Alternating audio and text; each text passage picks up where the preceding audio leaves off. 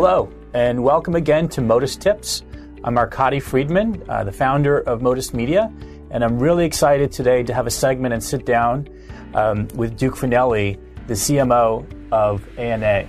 Nice to see you again. Nice to see you. Thanks for the invitation. So, with this segment, we usually talk about what's happening in the industry, specifically with some movers and shakers on brands and services. This is a great opportunity where we get to look at kind of the whole industry as a whole, because you guys are so relevant with all of your members and everybody that you work with, all the great events. So what I thought I'd do is just introduce Motus Media. We're a boutique agency. We work with a bunch of brands, including the ANA. We do social media, we do programmatic, and a lot more. And we're really excited to sit down and have this opportunity to chat. Great. So tell me a little bit about yourself and how you got into marketing, because so many people, they fall into it. They didn't expect to do what they're doing. I know you have a background, in communications and with the industry, but wondering how you got into it and what your role specifically entails. Mm-hmm. So that's great. And it's, so never thought I would be in marketing. That's not what I woke up one morning dreaming of. So I started out in journalism school, loved the idea of being a reporter, went to work for a small daily newspaper back in the late 70s, then went to graduate school, left graduate school, went to work at advertising age. So I was a reporter there for about 3 years. Had an opportunity to move into PR, and I was very conflicted because as a journalist, and PR isn't necessarily the most exciting business to move into. Moved into PR, and then from there got into marketing, started working in financial service marketing, and was there for 25 years, and then moved to the ANA in 2010. Very nice. And I know you've been here for a few years.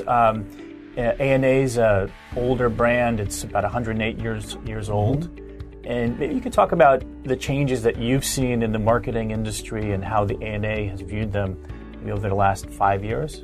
Sure. So even in the short time, the 8 years or so that I've been here, the ANA has changed dramatically. I think its purpose has become much broader. The value to marketers, I think, has increased dramatically. The role the ANA plays in industry initiatives has, the pace of that has increased tremendously. We pride ourselves on really trying to lead the industry, trying to be the voice of the marketer in the industry. So whether that's on transparency issues, or whether it's on measurement issues, digital supply chain, whatever it may be that's important to marketers, we try to be out front and represent the industry as a whole. So that's one of the big pieces of the ANA. The rest of it is for the ANA, and this is a relatively new model for us, but it's about how do we help our members drive growth. We know, obviously, driving growth, or growth is the bottom line for marketers, for any business. So we see our role as really finding the ways through, whether it's through education or whether it's through committees or the exchange of ideas, to help them figure out how they can, as we say, fuel smarter marketing to help drive their growth. Awesome. And I think that's very relevant to any size company. It could be a startup, it could be a Fortune 500 company. Growth is super important, and the buzzwords in Silicon Valley and everywhere else is how do I get exponential growth? How do I hack growth hacking? And I think you really need to go to your fundamentals and get your awareness and kind of marketing strategy down right. Can you maybe talk about some of the members that are part of the ANA? A lot of people may not know who the ANA is, and they may be interested in joining. Who are the types of companies that join? Sure. And how do you become a member? Sure.